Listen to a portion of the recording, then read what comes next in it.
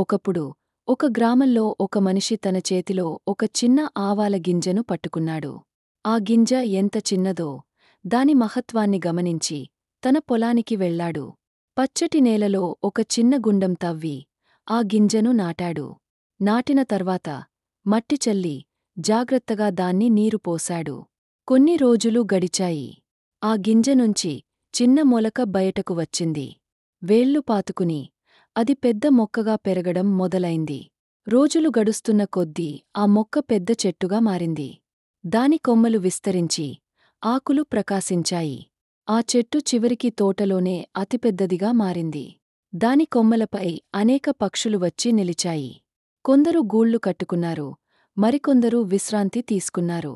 ఆ చెట్టు పక్షులకు ఒక ఆశ్రయం, ఒక జీవన స్థలంగా మారింది. ఈ విధంగా ఒక చిన్న ఆవాల గింజ ఎంత గొప్పదిగా మారుతుందో, దాని ప్రయోజనాలు ఎలా అనేకమందికి చేరుతాయో ఈ కథ మనకు తెలియజేస్తుంది.